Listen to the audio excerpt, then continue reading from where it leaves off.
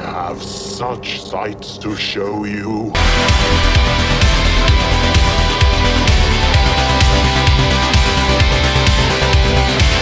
If you love being scared, this could be the night of your life. Fright Night. In the 80s, there was a lot of new stuff out and about. However, there were some that took old concepts and modernized them. There were a lot of vampire movies in the 80s, and one of the better ones is Fright Night. And joining me is someone who has said it's one of his all-time favorites from 3D movie cinema. It's Jacob Collins. Jacob, how are you? Oh, you're so cool, Brewster. I can't stand it. Yeah, I should have said, welcome to Fright Night. There's no such thing as vampires. Immediately dies in an alley. Yeah, there's no such thing as vampires. You fruitcake. I love, man. Oh my god, man, dude. I'm telling you, like I said, they're a friend of mine, man. If I wouldn't ahead of time, a friend of mine, he freaking loves this movie just as much as me, and me and him quote this movie to death, man. So yeah, but I will say this though, So I'm excited. We, to be fair, did plan this. Originally, we were going to have a guest on, but something happened with him where he's had a tragedy, and we wish our thoughts and prayers go with him. Life stuff got in the way. It happens to us all, and we'll just leave it at that. Yes, but at the same time, I am so excited to talk about this movie, and I'm so glad that you brought me on because this is a movie that I am a huge fan of. I own the 4K. I owned every generation from VHS, DVD, Blu-ray to 4K. That's literally now digital as well. So I mean, like, I love this movie. I can watch it any day of the week. You know, I mean, like, it's that good of a movie. I mean, I understand some people are like, it's not that good. You know, I'm like, no, it is that good. It's honestly better than I was anticipating, to be honest. It tells the story of a kid named Charlie Brewster who finds out that he is getting a new neighbor. It turns out his new neighbor is a vampire. And they don't say until a little bit later in the film, but he is in fact a vampire. Like can't see himself in the mirror, doesn't go out in the daylight, drinks blood, like that traditional vampire. And he's out for Brewster's mom in a big way. And so in desperation, he turns to a TV actor named Peter Vincent, played by Roddy McDowall, to try and help because plays one on TV, so clearly he knows what he's doing, right? But we'll get to that. So, yeah, this movie rocks. It's directed by Tom Holland, who has... Not that Tom Holland, obviously, not Spider-Man. No, not Spider-Man. The director of Child's Play. Child's Play, Thinner, The Langoliers. Psycho 2. Yeah, he's had a long and lengthy career. And the biggest compliment that I can give to this movie is that it feels very much of the time, but it still feels like a vampire movie. Like, there's no question. Like, there's no ambiguity either. It takes the best elements of vampire stuff and just makes it modern for the day. It Dracula in suburbia. That's your movie. And it helps that Jerry Dandridge is so charming. He's such a charming person. Like, you know, like he literally, like, especially when I love Jerry Dandridge so much in this movie because he actually overshadows the protagonist, which is Charlie. You know, because he's so good. Like, I remember the first time we see him physically, you know, we see obviously him like at the beginning of the movie carrying the coffin, but you don't see his true face until, you know, the song is called Dream Window, but like wherever Charlie's just spying on him, like with binoculars, seeing a naked chick, he's like, oh, and then he sees like I'm about to bite, then he just looks, and then all of a sudden you that beautiful music by Brad Fidel, where, you know, all of a sudden he's about to bite into this hooker, and all of a sudden he's like, and then he just looks up, his eyes just look up, and then because he notices somebody's watching him. You know, Jerry feels like somebody's watching him, and then he looks up and he sees like Charlie's like he's like this, and then Jerry just like goes up to the window, and then closes the blinds. You see like those nails, and he's just like goes in like, Mom, wake up! The guy next door has fangs. And then he goes outside after he's already killed her. And then he's just like spying in the bushes. He sees him float.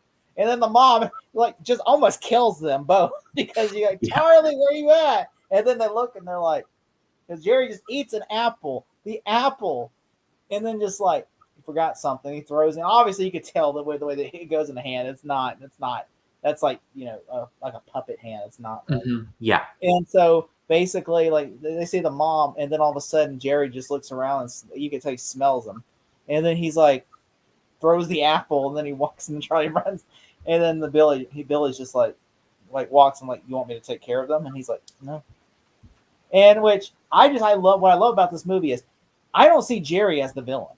Okay, that's a hot take, I know, but Charlie's the villain of the movie because Jerry has nothing to do with Charlie. He has nothing to do. He doesn't want to bother Charlie. All he wants to do is eat hookers. That's all he wants to do. He's like, I eat hookies and I cut their heads off and put them in a body bag and get rid of them. I don't turn them into vampires. I'm not trying to build a family. All I want to do is kill hookers and then kill and decapitate their bodies so that way they won't turn. And then I want to get rid of them. Okay, that's all I want to do. Okay, and Charlie literally spies on him, like that's what Jerry. And then eventually Jerry pleads with him, "Leave me alone." And then he basically is like, "Oh, I'm going to kill you." And he has to literally brings the police and says, "Oh, he's a vampire."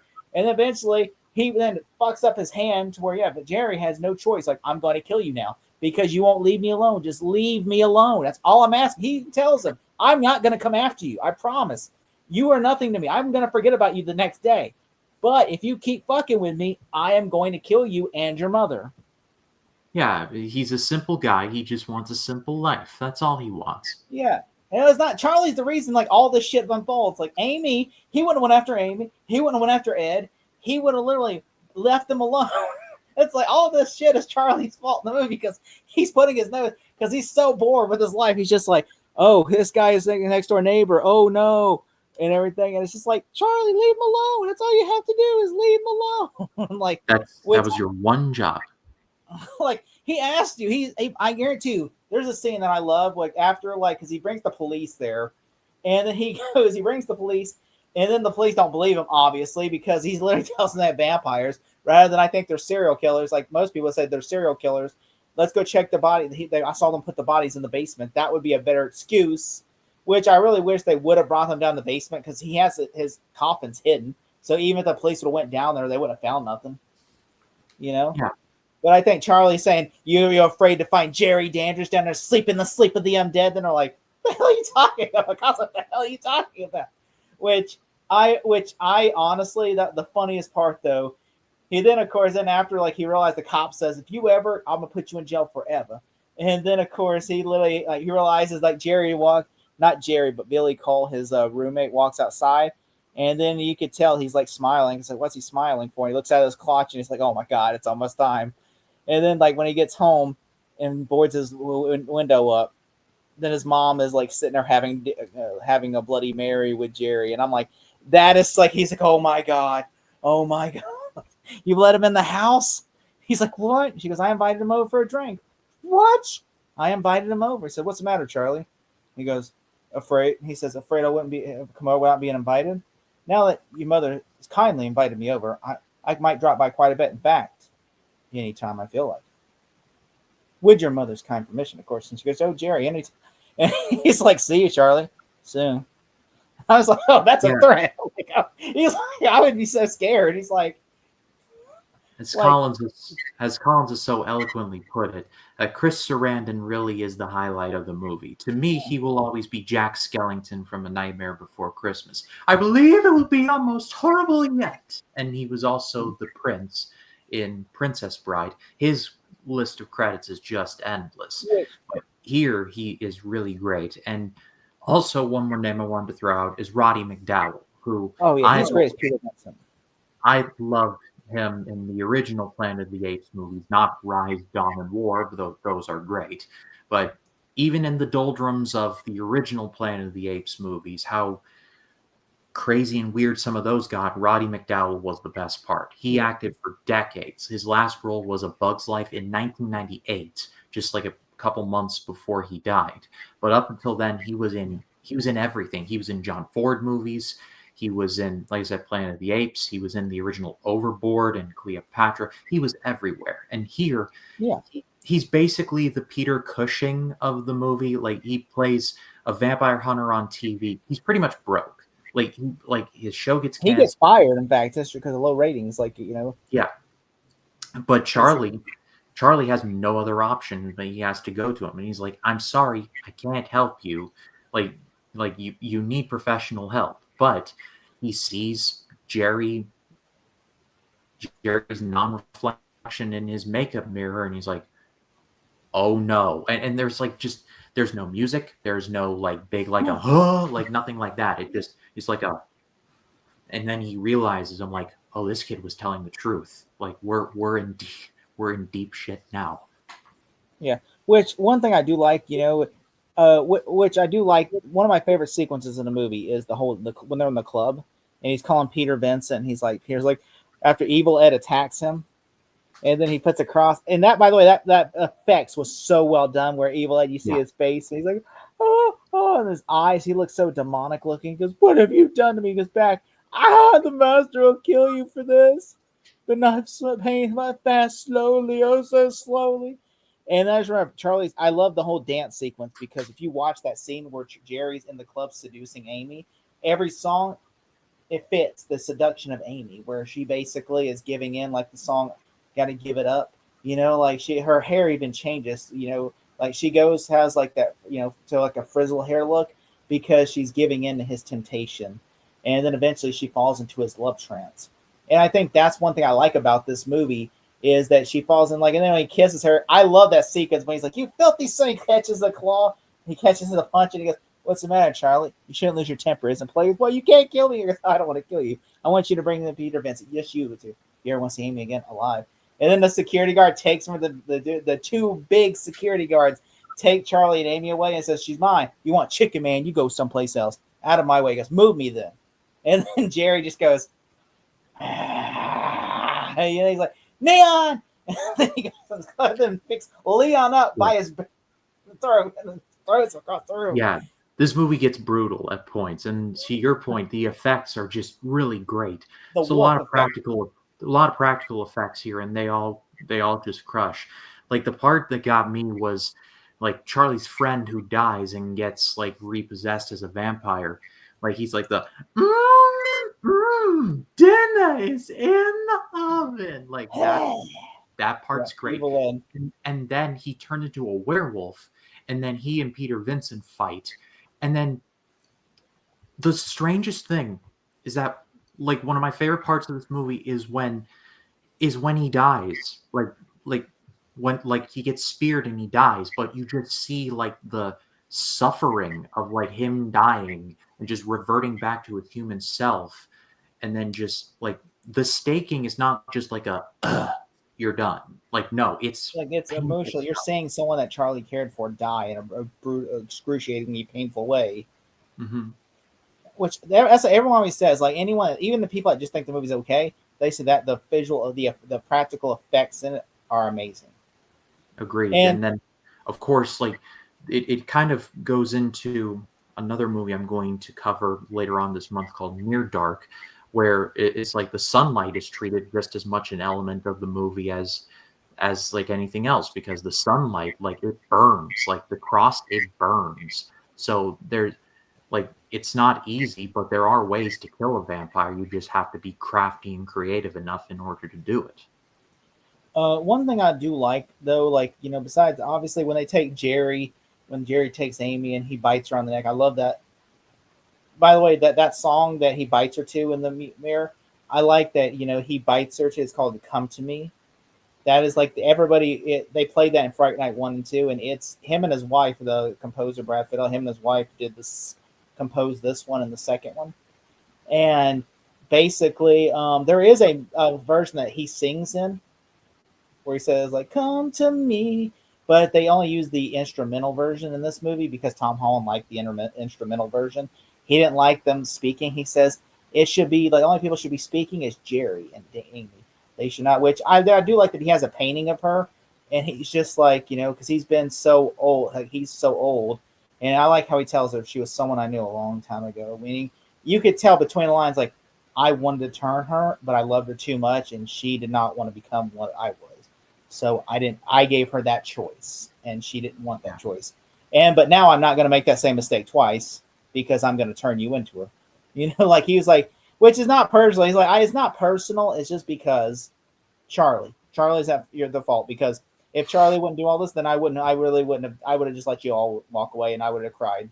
Which I think honestly, also the one thing I like is like whenever he has Amy and like they're like Peter, Vincent, and him show up. Peter has a gun and everything. He goes, "Welcome, Peter." Jerry goes, "Welcome to Fright Night." He goes, "For real," and then it means he's a fan of the show. He's a fan of Peter's show, and then he even says that at one point when he first meets Peter Vincent, he goes, "Mr. Vincent, I have seen all of your movies and I found them quite enjoyable," and he's like, meaning like, it's all horseshit, your movies, but I really enjoyed them. It's kind of like in Beetlejuice, where Beetlejuice, like, you watched The Exorcist like hundreds of times. It gets funnier every time. Yeah, it's like real demons watching The Exorcist, like, oh no, this is so ridiculous and over the top, And I thought that was so funny. Yeah, and this is like, and one thing I like where he pulls the cross, says, "Back, you creature of the night." He tries to use his own line from the TV show, "Back, you creature," and then Jerry's like, he starts laughing, thinking that's so funny. He goes, "You have to have faith for this to work on me." One more, that's actually a good point. I wanted to bring that up before we close things out. I like that part because it kind of reminded me of one of the Hammer Dracula movies I really like, called Dracula Has Risen from the Grave, where the hero of that movie is an atheist. He doesn't believe in God, but he needs to believe in God in order to defeat Dracula. He stakes him through the heart, but the priest is like, "You must pray, you must pray." And he's like, "I can't." But Dracula gets up, pulls the stake out, and throws it back at him. And there's nothing that dramatic in Fright Night, but it's like, you have to believe. I don't know if that was an intentional callback, but I liked it. What movie is this? Dracula Has Risen from the Grave. Oh, I've never seen that. Y'all might have to write that down. Dracula Has Risen from the Grave. It's quite good. The Hammer Dracula movies near the end got bad, but like the first 3 or 4 are really good. I can't recommend them. I heard Christopher Lee said that they said the reason why he doesn't speak in those movies is because he thought the scripts. The reason why is because he thought the lines were terrible. But really, and then he said, look, just to give the movie some props, he says, "I just felt like Dracula had nothing to say." It's like, he hated the dialogue in a lot of the movies, but he injected some Bram Stoker lines from the book wherever he could. So he always managed to do that. What do you think about Billy Cole's death? Whenever Mary shoots Billy Cole in the head, he goes, "Stop," and Billy's like coming up, and he shoots him in the head. And then all of a sudden he goes down. All of a sudden, like he says, and then Jerry comes back around the corner, and all of a sudden, like they put the cross, and so it's working. And then all of a sudden, he says, "We got him." And he goes, "Do you?" And then he backs away, and then Billy Cole like a zombie. All of a sudden, and then all of a sudden they shoot him again, and he's just like, which I always thought when he first shot him in the head, I'm like, "Damn, Peter, you actually killed a man." Before he gets back up, I'm like, "Damn, Peter actually stop or I'll shoot." And then by that time, Peter actually would shoot, and he shoots him in the head. And I'm like, "Damn, he wasn't playing." And then it gets up, and then they just go, they stab him in the chest, and he just falls in goo like this, like, and everything. And I love that whole third act. The thing I like when they're in the basement and everything, and Amy shows up and she goes, "Charlie," and she goes, "It's not my fault, Charlie," and she goes, "Ah," and they're trying to break all the mirrors and the windows and stuff and everything, and he's about to go in his coffin. Then Peter gets in the area that's pitch black, shuts the coffin, and Jerry just looks at him like, and he's like, "Where are you gonna go?" He goes, "There's no." He's just getting it closer to him, and then all of a sudden Charlie runs over and then just pulls the curtains down, and he's like, Amy. And that to me is just like, but I love though, and then especially, I mean, like it's such a great movie, and I think that it needs to be watched. They did do a remake, and it's very different from this movie, and we are gonna, I think, because we're doing that project next year. So he did direct that movie, so we're gonna, cover the remake next year. But we'll get to that movie. I was gonna say there was the remake. I haven't seen it, but I've heard mixed things. And then there was Fright Night Part 2, which I've never seen. but I And haven't guess who heard directed that one? Tommy Lee Wallace. Tommy Lee Wallace. I do know that much. Yeah. And there was going to be a third film, but what happened was the producers that were going to make the movie, they were murdered by their sons, the Menendez. Wait, really? Yeah, that's what. Yeah, Rhodey McDowell was going to get Tom Holland to make Fright Night Part 3, and they said they had a script and everything. They were ready to go, and then the producer, him and his wife, got murdered by their sons, the Menendez. Wow, that is a crazy. It's like a Cody Tucker like Instagram reel right there. That's insane. That's what they say. Yeah, one of the Tom Holland was said recently. He said, "Yeah, I was going to direct Fright Night Part 3. It was going to be called Fright Night, I think Resurrection, and it was going to be about Jerry Dandridge coming back from the grave and seeking vengeance against Charlie." And they said they were ready. They had the script written, and they said the producer, the Menendez father, was going to produce it. He wrote it and everything, and then guess what happened? Then they said, he was just killed the next. Then they read the next day, him and his wife were shot dead, and then they find out weeks later that his son was the ones, the two sons were the ones that killed the Menendez. And I'm just like, wow, like that's just, and then that, obviously we know what happened there, the Menendez brothers story. He said that's what they said, that was the craziest thing. He said, and they said that's what, that's what happened, and so. Which they, of course, then we got a remake in 2011 that nobody saw. I remember I begged my mom because I love the original Friday Night Lights to see it, so my mom had to take me because I was a minor, and so she took me to see it. And I remember I was me, my mom, and that was it. There was nobody else in the theater, and I knew this movie wasn't going to do well. It was like Tron Arias all over again. It was like Tron Arias before Tron Arias. Like I was just in an empty theater, and I'm like, "Where's everybody at?" It's like, it was like, well, apparently nobody gave a shit about Fright Night. I guarantee if this movie would have came out nowadays, people would absolutely, like, if the 2011 remake would have came out now, I think it would have made more money. Yeah, but pass it off to all of you. What did you think of the original Fright Night? Let us know in the comments. We'd love to read what you have to say. Collins, thank you for joining me for this. Tell the people where they can find you. You can find me at welcometoFrightNight.com. No, I'm joking. You can find me at 3D Movie Cinema, where I had just reviewed Jeepers Creepers, and by the time this airs, Tron Arias. Yeah, I was one of 5 people in the theater.